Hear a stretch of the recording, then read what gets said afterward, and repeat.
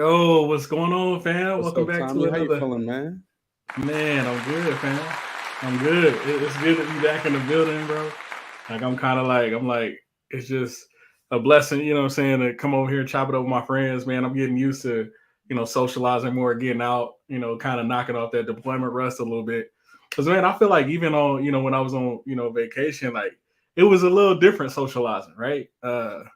I think sometimes the military makes you more vigilant, you know what I'm saying? So you kind of, okay, cool. And I'm already, kind of a quiet guy, you know that anyway. So it's like, I'll just be peeping the scene, you know what I'm saying? How's your week been going, bro? I mean, what's today? Tuesday? It's cool, man. Mm-hmm. It's chill. I didn't have to work yesterday. Oh, you ain't had to Um, work? yeah, it Oh, was you living your President's Day, I best believe life. it was. You I said think what? I think it was President's Day. Oh, for So real? Okay. yeah, I didn't have to go to work, man. I just relaxed. And Yeah, it's go funny. I ahead. probably should have taken that option. Oh, yeah, and the kids don't got school on Friday, so I only got to see them for 2 more days. Oh, bro, you living. You Yeah, living. and we got another day off of work next week, I think. Oh, you really living. See that? Yeah, That's the dopest part about, being a teacher and doing what you do, man. Like it really is a game changer. yeah. So yeah, today's topic, getting into it, we are talking about, making sure that, we are getting to the bag and addressing certain mistakes that we have, made and potential, learning from the mistakes of other people, which is very, very powerful. Just in, like all around, I think, it's one of those things where when we really reference mistakes, I think people get like a bad taste in their mouth. Hmm. Like, because it's really hard when you make mistakes. It's really hard to hold yourself accountable. Even more so when you put in positions like we're in, leadership positions. There's just no way we can know everything about everything, multiple times. I think a lot of people don't realize teachers, they are leaders, you know what I'm saying? And we talk about that, on the podcast, Heavy. Um, what made you, pick the, the topic of, making mistakes in that nature? So I was actually inspired by my father-in-law. Okay. Zora and I went to visit him a couple weeks ago, and we were sitting at the table and we were talking about how we got to do our taxes. And I think I asked him a tax question, and Mhm. his answer was that it's three type of people in this world. Shawn, do you know what they are? I was like, tell me, and he was like, it's people who make mistakes and don't learn from them. Is Mhm. people who make mistakes and then learn from them. And then there's people who don't have to make mistakes because they learn from the other two people. Oh, So that's what inspired this conversation, bro. that's powerful. That's powerful. And learning from those mistakes, of others is I like I can't tell you how valuable what he said was. And that's huge. And I think it comes down to, so let me pull up this article for us real quick. Um, and we'll just kind of touch on it and then we'll kind of flow through the bullet points here. Share screen. Where we at? So this article comes from Mind Tools, um, and in this article, the writer of this article, they reference, how to learn from your mistakes. And I think one of the biggest thing is recognizing that you have a mistake. But before we get there, when you selected this topic, I think we should, talk about why people make mistakes. Why do you think mistakes happen? So um I you know what's funny? You know what's funny, Tommy? I feel like I talk about this every day because I'm a teacher. Okay. And Okay. some kids are afraid to make mistakes, man. Like they don't even Mm, try. But mm. by not trying, that's a mistake. Do you get what I'm saying? Because by not doing your work, you're still failing. Yeah. So Yeah. so it's like even as adults, we may make mistakes. And that's Mhm, okay. I really do think it's okay to make a mistake, but learn from your mistake. And some people mhm, just afraid to make mistakes, so they just stay super safe, bro. But being safe sometimes is not enough. Like imagine growing up in an area where everybody's making mistakes, but no one thinks it's a mistake. You get what I'm saying? yeah. Like if you growing up Uh-huh. in the hood, everybody robbing, everybody selling drugs. It's like that's just life. You don't Yeah. think of it as a mistake. You get what I'm saying? So sometimes the people you're around is like, oh, they're all making mistakes because it's consequences to those actions. But you're not thinking about those consequences. And if you are, it's like, oh, whatever, it happens to everybody. But you don't have to deal with that at all. But what's your thoughts on that? Well, I think most of the time when like you look at mistakes, I think a lot of people when they look at mistakes, a lot of people look at it as the end all be all. Like this is the end, right? And so when they make that mistake, they fail to take corrective action because they wallow in it, right? I've had situations where I've had to snap out of it and look at the good things and the positive things that came out of mistakes, right? A lot of products and a lot of systems and things that have been created over time that even in the financial realm came from mistakes, right? Figuring out how systems and things like that work. I find it, in older people, the older they get, the harder it is to get them to reference their mistakes. And it's like, even so as a leader, I find myself in a lot of positions where I'm leading people that are 10 years plus my senior, right? And it's really hard. And a lot of times, like they'll make mistakes and then they won't own up to them because it's easy to walk away from it. Because 9 times out of 10, people are not going to question them on it, right? And so I find myself kind of greasing the skids and throwing a little, kind of lubricating the conversation with, asking questions about the process, right? Okay, so how would you have done said thing differently if it was you? Because a lot of times it will be them. But I've gotten to a point where I've matured in my life where I'm like, people don't like, something being pointed or the blame being pointed at them because it makes them defensive. It makes them territorial. And when you got somebody that's on the defense, you can't get them to take offense and correct those mistakes, right? And a lot of times what I find is Colin Powell talks about it. He has a statement, it'll look better in the morning, right? So a lot of mistakes that I reference, even a lot of mistakes that I make myself, I sleep on them. I know it in the back of my mind, you know what I'm saying? I sleep on it and I'm like, okay, how could I have done that better? Because sometimes, a lot of times, I find for me, when I make mistakes, it's because I'm very rigid. Like I'm very like process oriented. I'm very, to the plan. Let's make a plan. Let's do this thing, right? And I'm making mistakes because I lack the flexibility in a lot of situations to change course, right? But I've noticed, and your pops, he talked about, the fact that like learning from others' mistakes. One of the biggest mistakes that I've watched other leaders make is jumping the gun, being too hardcore on the warpath. Sometimes you, as a leader, you got to make a split-second decision, but most of the time, those decisions aren't like that, right? There's breathing room somewhere. There's wiggle room, and if you sit with that mistake or that decision prior to making that mistake, you'll find a better solution. If you do a little bit of research and you ask around, okay, what's your perspective on this, right? You might not like what you hear, but a lot of times it'll save you from a mistake. And that's the danger, right? Sometimes you might repeat a mistake, over and over again. Hey, I want to stay on this topic, Tommy. I want to stay on this topic because I'm thinking about some stuff because you just said some stuff. So I want to go back to that point where you said that the older people don't typically talk about their mistakes, right? Because they're kind of hard set in their ways.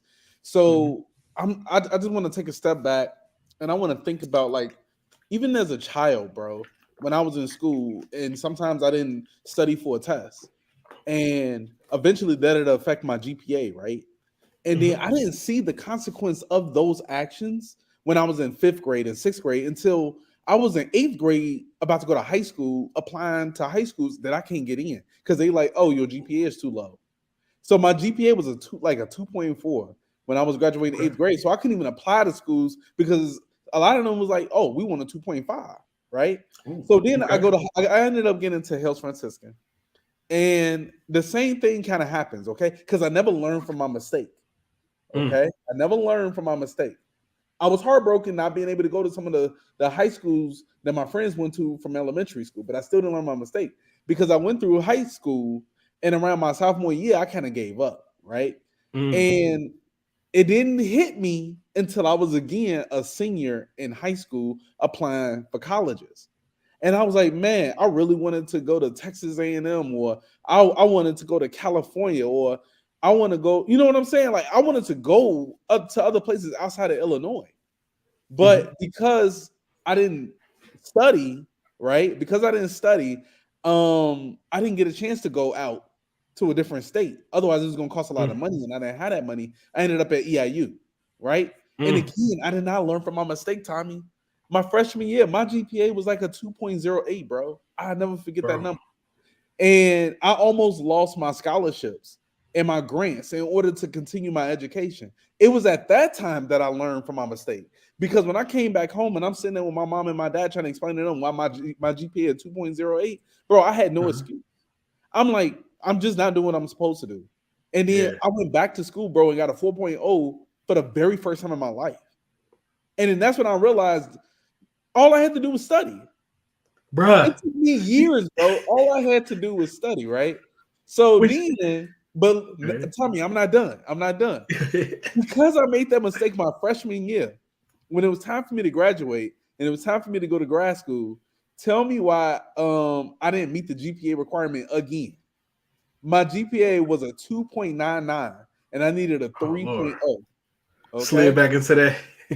Bro, I was off by 0.01.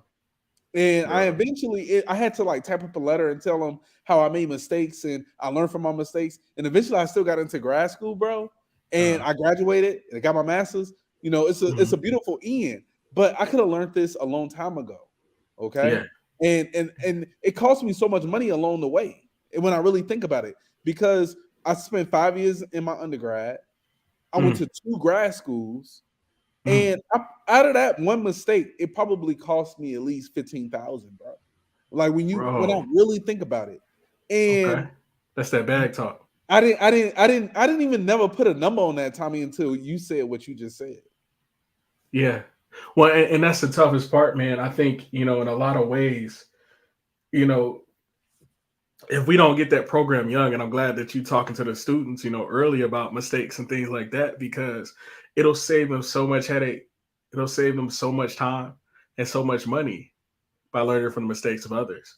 And it's up to us to share that. I'm glad that you brought up this topic for today's podcast, because it's up to us to share that knowledge, to keep that cycle of knowledge, knowledge sharing going, because so many people are making financial mistakes out here. You know what I'm saying? As far as bag talk goes, even me, like I'm looking at, different numbers and stuff like that. And, I have my life, set up to a decent place where I can do certain things. But even then, my mistakes are my scarlet letter, especially financially. Because I'm like, man, and some things you just didn't have the knowledge, but then you got the knowledge, and then you get in your feelings. We start making moves out of your feelings, right? Instead of looking at it, and that was the dopest part about having a budget is, I can look at it objectively. There's nothing subjective about those numbers. Either I put the money away or I didn't, right? And once you start looking at those numbers, your mind will start thinking, okay, if I do a little extra here, I do a little less here, and you create those habits. I was listening to whose podcast was it? I was listening to Dan Cole's podcast. He was interviewing a guy that he was talking about, first you create the habit and then things start to change from there. Then you start creating a routine. And then after you got the routine, you got the system, right? Habit, routine, system. And having that habit of doing, it could be positive or negative. Even with the mistake piece that you were talking about, it's like your mistake was you had the habit of just skating by, getting by. And the truth is in a lot of these schools, people don't, necessarily they just say that that's just them. That's just what they do. So this becomes the standard, and they never really push you to be anything different unless they see something different in you. Like I was blessed, to, early on, I had a strong father in my life, but there were things where I used to hide my report card. I remember one time, bruh, So one time, like the Apple Festival was happening. Like shout out to the Murfreesboro Apple Festival. Some of the greatest times of my life, man. But the Apple Festival was happening. I knew I was going to my mom's that weekend. So I'm like, oh, dang. But then report cards have to come out on the day I was supposed to leave for the Apple Festival, G. So I'm like, I'm on the bus, coming home, rocking back and forth, looking out the window. Man, I don't know what I'm going to tell my pops. I want to go to the Apple Festival. You feel me? Mm-hmm. So I lost my report card on the bus. I thought I was Mr. Finesse. But I was Mr. Finesse List because my pops was thinking 2-3 steps ahead. See, my pops was the plug. He used to be at the school routinely, mainly because I was acting up. You know what I'm saying? And so he'd be pissed. He had to show up. Oh, Tommy, what you doing, boy?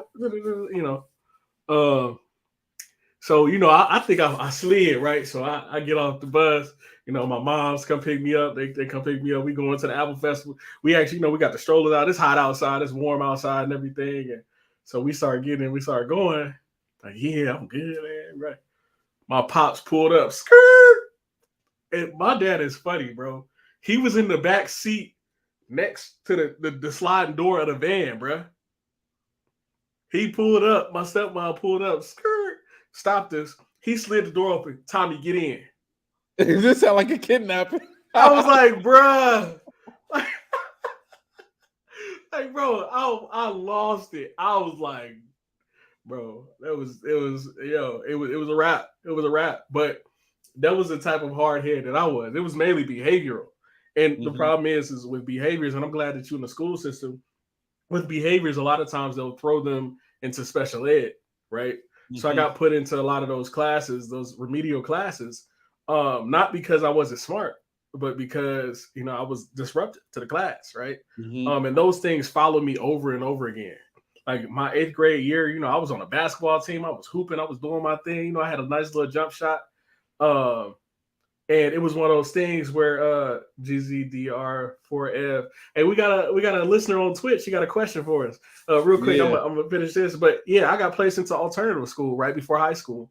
And then, when I got to high school, some teachers, shout out to, Carbondale Community High School, they poured into me and helped me get to Eastern, helped me get my GPA up. 𝗕𝗓4F off of Twitch. Does your guest feel the word mistake is being substituted for playing it safe? If you have 2 paths and one is safer but less rewarding versus one riskier but highly rewarding, people tend to always steer us towards a safe route, aka your mistake. Ooh, so this is deep. Because he's talking about the positive end of mistakes. So let's dissect this real quick. So we're gonna call you G4, right? So G4. So does your guest feel the word mistake is being substituted for playing it safe? And that's tough, right? Substituting the word mistake for playing it safe. Are you? I think for us, it wasn't necessarily, playing it safe as in like continuing to learn from the mistakes. But I can see where he's coming from with, playing it safe as far as not taking risks as an adult, right?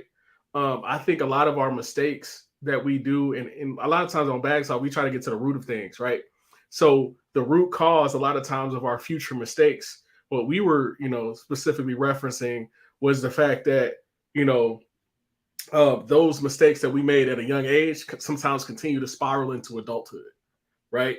And I think you could also, and hear me out, I think you could also confuse, playing it safe, what I'm saying? Not, I'm just taking a risk when you're really making a mistake, because that risk that you're actually taking, there's no education backing it. I know a lot of people, they'll take a risk that's unnecessary based off of them not doing any research. Actually, the majority of the situations, especially in the military, I've noticed like people will drag their knuckles into a situation without doing their due diligence. And so that's tough. Did you have any, what's your thought on this? I guess my first thought was like a mistake. I'm in playing it safe. I'm thinking about how like maybe the first time you try to talk to a girl and you like, all right, I'm gonna go up, you build your confidence. I'm gonna go up to her, ask her, hey, let's have a date. And she says no. At that time, you might think it's a mistake, right? Ooh, okay. And you could have played it safe by not asking her at all.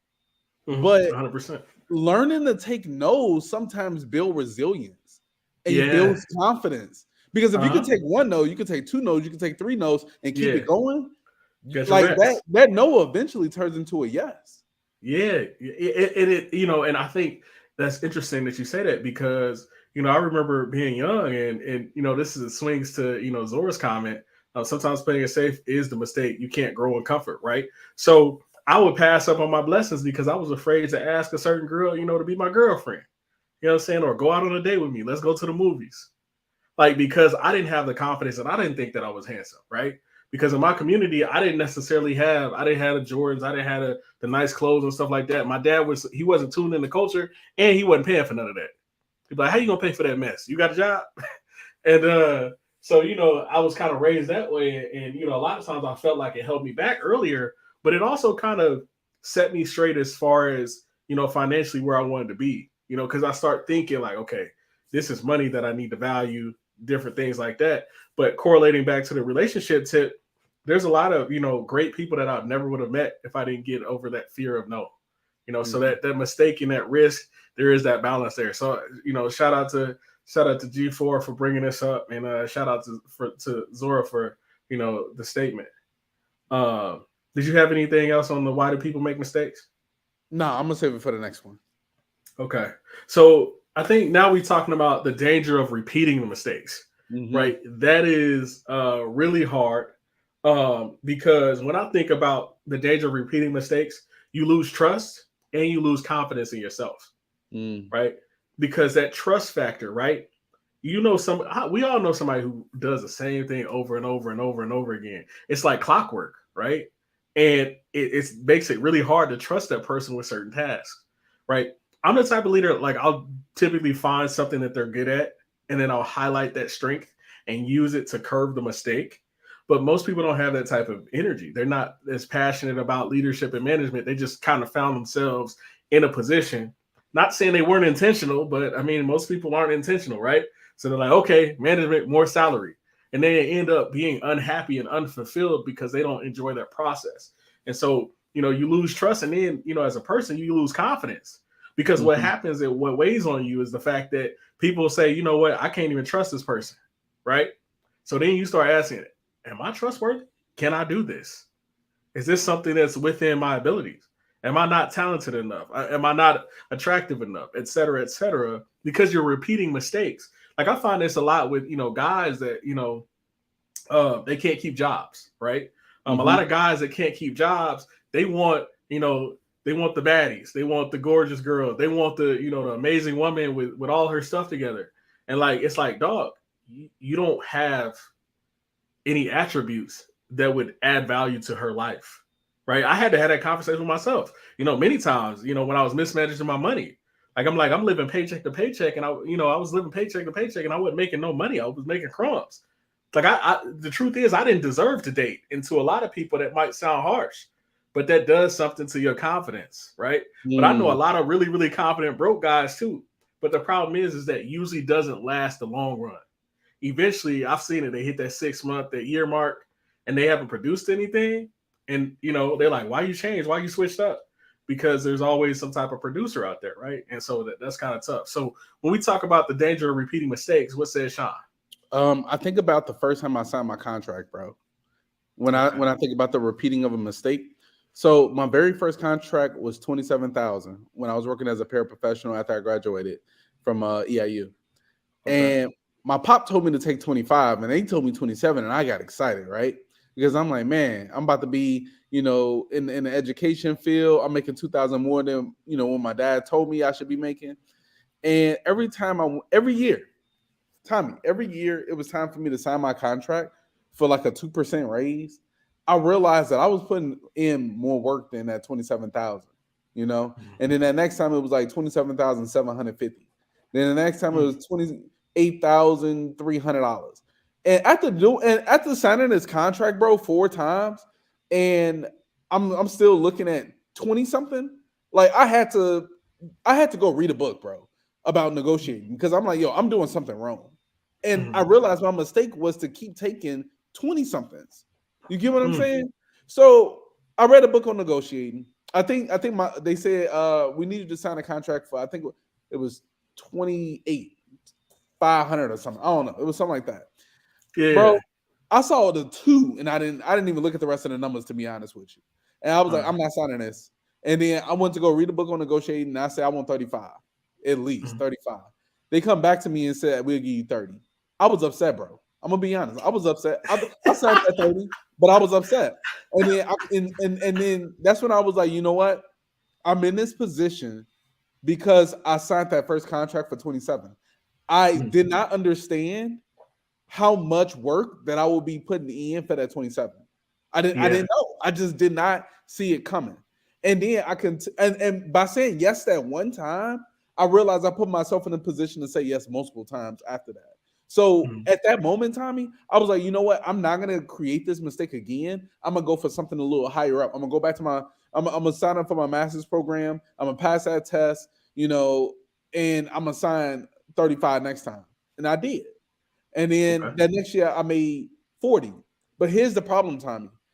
I was now 6 years working in the education field, making 40,000.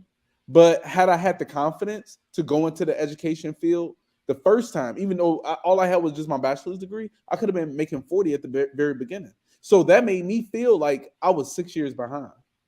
Wow. And I kind of feel like that a little bit right now, bro. Like I feel like I'm it's what, my 9th year. I'm about to go into year 10. I've caught up to where I want to be, Tommy. I caught up to where I want to be. But at the same time, it's like I could be further ahead if I didn't undervalue my skills. Wow, that's deep. And I think that's huge because that's that scar tissue you need. That's that scarlet letter you want to carry and keep in your back pocket. And, you know what I'm saying? And let it burn a little bit. So that way, when you go to the negotiating table, you get what you're worth and even more. But what I'm finding out here is I've had similar situations where, there was I was only supposed to be at FedEx for a year, but it became comfortable as what I was used to. But I was leading by proxy. It's just, my thing is like, I learned this about myself. No matter where I'm at, I try to troubleshoot and solve problems. And while I'm solving problems, I end up leading people, to better, results and examples. It might not stay because, obviously it takes their own free will, right? But I'm looking out for the best interest of everybody, and typically in the situation. And so it's one of those things where I fought that battle early on with the money, and those things like that. And I think, studying the market, doing your research, that's why we talk about knowledge on here so much, because it really does change the game. Like and in this market, in this, especially financially, you really got to know your numbers. You need to be studying in and out. Like every position that I take on, I make sure I got multiple positions that I'm looking at. I can leverage, once somebody start interviewing me, I can leverage that at the next interview. You know what I'm saying? Like, okay, they're offering this over here, because it gets people thinking, okay, if they're asking this for your services, you must be somebody that's rock star. And then you use that resume to, to scoop everything around the corner. You know what I'm saying? You're like, oh man, this guy brings the ability to change my organization, to provide valuable feedback to help us get to where we need to get to. There's a lot of places that I come into, they're like, well, we don't do structure here. We don't do that. And I'm like, okay, cool. But it starts with you, right? And this leads to, the third topic is how to mitigate mistakes. It starts with you, and everything that you do will change, your trajectory and the trajectory of others. And it'll get to a point where it'll make it to the point where you become one of the most valuable assets. Like people hate to see you go because it's like you've learned and you got that scar tissue from being lowballed and lowballing yourself. That you're gonna make a different decision next. The next time. Scottie Pippen made the same mistake. So when the '90s rolled around, he signed like a extremely low contract, and he was a part of the Bulls. And so, but the problem is he signed that contract for so long because the numbers look big. When everybody else was getting their big check, Scottie can't get no big check because he was locked into a contract.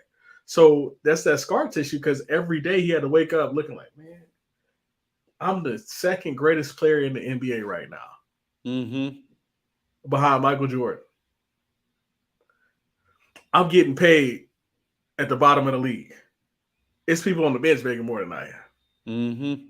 because Jordan changed the game with all the endorsements, and that was the '90s. So McDonald's, Coca-Cola, everybody was ramping up. But he had that scar tissue throughout his whole career because he could have been making way more. And he did well, but I mean, comparatively to the people, the peers in his field, he didn't do so well. And so, what are some of the things that you've done, to help mitigate mistakes? Bro, I wanted to, like, going back to the reason why I chose this topic today. Just going back to what my father-in-law said, I want to be person number 3. Don't make mistakes. Learn from other people who make mistakes. Bro, that's why I started reading a lot of books, because I realized a lot of people put their mistakes in their books. Yes. Like, if you just reading is crazy, because you read, let's say somebody wrote about their life. You just read someone's entire life and all the mistakes that they made, and now you don't have to go through them. Yeah. That's the way I look at it. Like, Powerful. Can I give you an example? I think a good book to reference to mistakes right now is 48 Laws of Power. It gotta be. It gotta be the book that you read if you don't want to make mistakes, because that book tells you how not to make mistakes. It really does. Like, the rule is, don't outshine the master. And then at the end of the section, it says, yo, this is what happens if you don't follow this rule.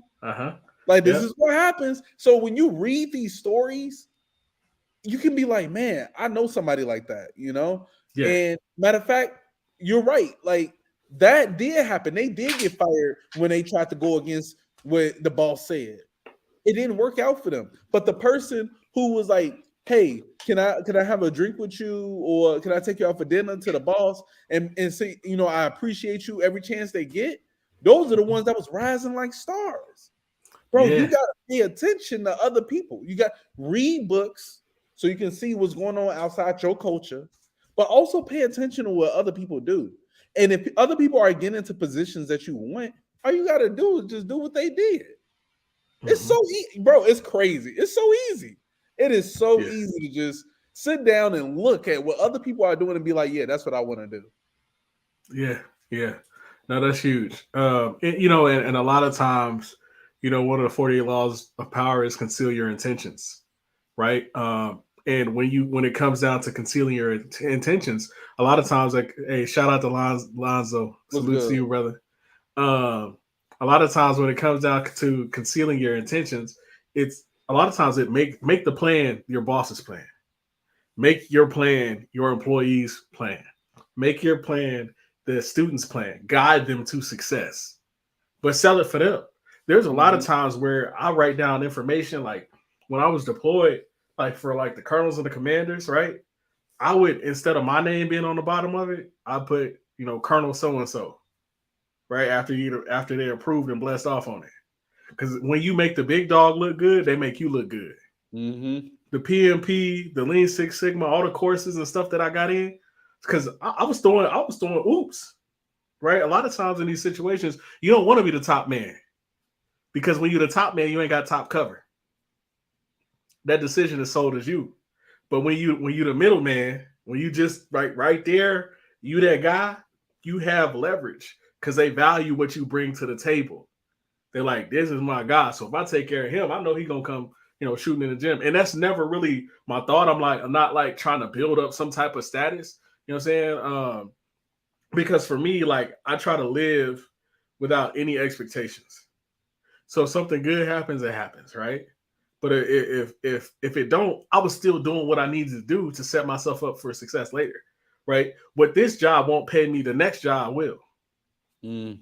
Because I continue to fine tune. I continue to read the books. I continue to dive in. A big part of mitigating mistakes is going to work and making every day count. Learn something each day. It might not be a perfect day. You might be tired. You might be sleepy, whatever, right? You might be hungover, but go in there and find something that you can learn about another person and be engaged in the process. And that'll make all your days 10 times better, because no matter what, even when you felt like you lost, you won. Because you took knowledge away, and that's super powerful, bro. Did you have anything else for mitigating mistakes? You know what? Since we've been talking a lot about relationships, just let's say you're in a relationship with somebody, and you realize there's certain characteristics that you don't like about them, and you can't handle it, right? Like, Yeah. it just is tough. So you in that relationship, and then you go back to the drawing board, and you think about what are your non-negotiables, right? It's deep. And then you say, you know what, on the next time, Uh-huh. those will be red flags to me, and I'm not gonna even entertain it, bro. I'm not gonna even entertain it. I'm gonna just be like, nope, go to the next one, and then that next one might be like, yep, that's everything I'm looking for, and then that's the one you pursue, because Yeah. you might be wasting your time with somebody else, right? Mhm. And it was somebody else around the corner you just didn't say yes to because you said Yep. yes to somebody else already. Yep. So I feel like you can just learn from mistakes by being aware of what you don't like. Yeah. And then What are that your be a non-negotiable. Yep, that goes back to the salary. Oh, I don't like that type of salary, and I'm aware of what I need to get the next time and the mistakes that I'm not going to make. There are certain, as I level up, there's just certain conversations that just don't spark my interest, right? As far as dating goes, and I'm like, we're clearly not on the same level. Not good or bad. It's just we're not a good fit. And when you're young, trying to get in where you fit in. You feel me? But as you mature, a lot of times, and I hope people watching this take this lesson early on. As you mature, your thought and your mindset matures, and you're like, okay, those things that used to fit my lifestyle no longer fit my lifestyle anymore. Or hey, benchmarking a lifestyle that you want. Shout out to Trey. One of the biggest reasons he's not here right now with us is because he's out here leveling up. He's building the bag. He is expediting that process. He is like everything that we've talked about on Bag Talk 101. He has taken that and he lives that every day, executing Godspeed, right? He's on it. And so that's one of the biggest blessings that, mitigating mistakes, man. We got to learn, we got to benchmark, and we got to, books are huge. Books are, I don't know, one of these days we got to do another review, soon. That was definitely really dope. But, without further ado, we really, to wrap this up, we really appreciate y'all, tapping in. Did you have anything you wanted to leave the listeners with? You know what? I'm gonna say one more thing since we talk. This is supposed to be a whole conversation on finance. I feel like we've been talking about relationships and growth and being, But let me just say this one thing, right? Because we're talking about mistakes. What mistakes have you made with money? Mm-hmm. What did you learn from it? Mm-hmm. And then what is the next step? Okay. And I'm gonna end it with that. Okay.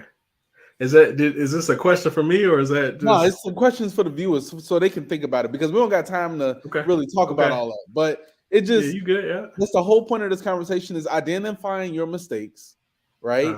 And learning from them and growing from them. And what are your non-negotiables? Yep. Okay. Leave that in the chat if y'all want to share with us. Email us. We'll chop it up with y'all. You know what I'm saying? Hey, we really appreciate y'all tapping in. You know what I'm saying? Stay tuned for next Tuesday. We got another dope topic coming up for y'all. Without further ado, this has been another Bag Talk 101. I'm Tommy. I'm Shawn. We appreciate y'all. Thank you.